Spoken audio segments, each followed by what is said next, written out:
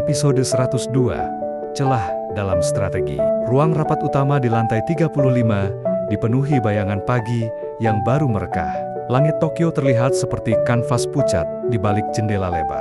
Arya berdiri di depan layar presentasi, memaparkan strategi tahap akhir menjelang pertemuan Dewan Investor. Jika kita berhasil menekan biaya operasional sebesar 8%, maka margin keuntungan akan naik cukup untuk menutup semua kerugian akibat sabotase kemarin, ucapnya.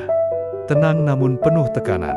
Laras duduk di dekatnya, mencatat dengan cepat, sambil sesekali melirik ke arah Nadine, yang tampak lebih tenang dari sebelumnya. Valerie menyandarkan punggungnya ke kursi, mendengarkan tanpa komentar.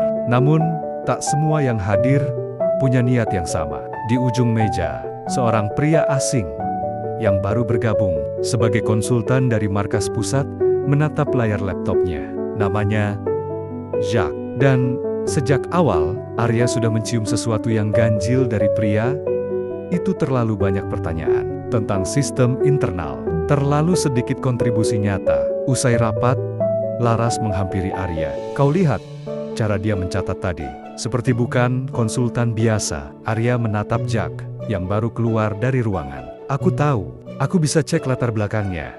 Kalau kau mau. Arya mengangguk. Lakukan, diam-diam. Jangan beri celah sedikit pun.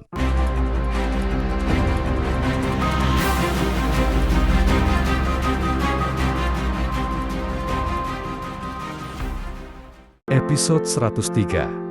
Pintu yang terbuka, diam-diam. Larut malam, di lorong hotel yang sunyi, Laras berjalan pelan, menyusuri karpet merah yang nyaris membungkam langkahnya.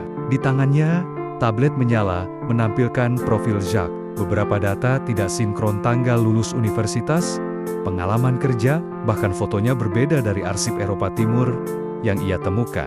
Dia berhenti di depan pintu kamar Arya, mengetuk pelan. Beberapa detik kemudian, pintu terbuka. Arya masih berpakaian rapi, jelas belum tidur. Ada yang aneh? Tanyanya langsung. Laras menyerahkan tablet itu. Jacques, kemungkinan nama samaran. Ada celah data yang dikaburkan tapi bukan kerja amatir. Arya menatap layar dengan rahan mengeras. Berarti dia dikirim seseorang. Laras mengangguk. Dan aku curiga bukan sekadar dari internal. Di dalam kamar, Nadine baru keluar dari kamar mandi dengan rambut basah dan wajah lelah. Ia menatap Laras dan Arya sejenak, lalu bicara lirih. Kalau ada yang membahayakan Arya, aku ingin tahu. Arya menoleh.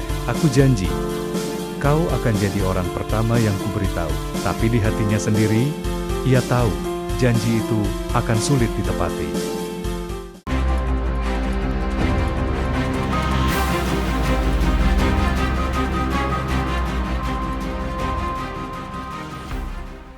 Episode 104. Mata-mata dalam kabut. Pagi yang berkabut menyelimuti kawasan perkantoran. Di dalam ruang kerja rahasia yang disiapkan Sekar, layar-layar monitor menampilkan hasil pelacakan dari server internal hotel dan data Jacques. Sekar mengenakan sweater abu-abu dan wajah lelah tanpa makeup, menunjuk satu berkas dengan cepat. Ini akses login yang digunakan Jacques ke sistem kontrol listrik. Tapi jamnya, jam yang sama saat rekaman CCTV dimanipulasi. Arya bersandar ke dinding, kedua tangannya disaku. Berarti dia bagian dari tim sabotase. Lebih buruk, gumam Sekar. Dia bukan pemain utama, dia hanya eksekutor. Arya mendekat, menatap layar.